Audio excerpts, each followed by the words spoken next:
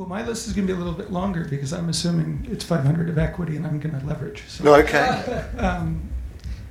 I think the new metro line in Warsaw is going to have a big impact on the office sector. So I would buy a new Skanska developed office building on the metro station. I would start there.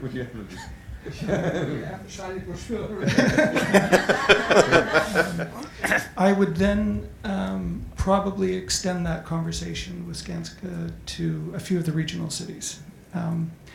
And I would also extend that discussion to round out my office exposure with them to Budapest. And then I would probably pick up the phone to Robert Neal and try to work out a deal with his new Oracle headquarters in Bucharest. And that would take care of my office component, and that would be about 500 or 600 million leveraged.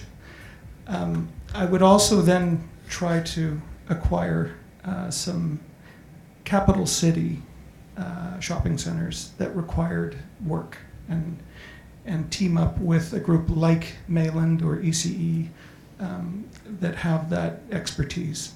And then I would also include definitely a logistics component to that. I think the western border of Poland offers great opportunity.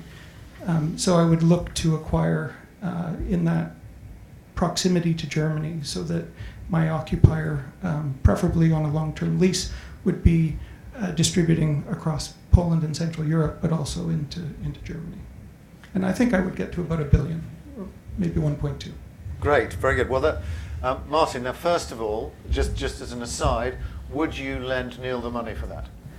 For most of the products, certainly yes. For some of the markets, certainly no. Okay, good. Martin, what would be your kind of top investment picks? How would you invest the 500 million? Almost similar to Neil regarding the countries actually, but in Poland I would more prefer logistics and retail. I would not bet too much on the office sector, especially not in Warsaw at the moment. I would certainly invest some of the money also in Romania and Hungary, because I think these countries only have upside at the moment. It's a question of time. That's certainly the matter. I don't know when the next election in Hungary is, but you certainly have to wait at least until this moment here. So a little bit of money in Czech Republic and Slovakia, just put not all the eggs in one basket, but that's it. Yeah.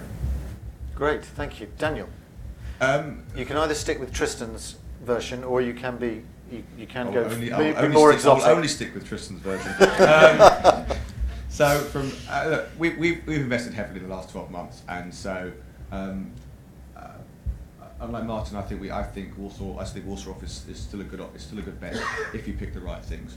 I think the umpteen different skyscrapers that are being proposed will not happen. I believe one or two will happen, and then it'll get shut down again for the next 5 years. So I believe Warsaw office still has a long way to go. We're buying secondary city retail, good, very much what Neil sort of says, good shopping centres, well placed, large amount of land that have a lot of optionality about them to change up the mix, to change up the development, the extensions. I think that's the way that we can sort of deliver the returns our investors require and take the risk they want us to take. So that's really, and then Czech Republic I think is again also interesting. We own logistics there. I think logistics continues to perform well for us in those markets. So I think that's really where we stay. Great, thank you. And last but not least, Tim.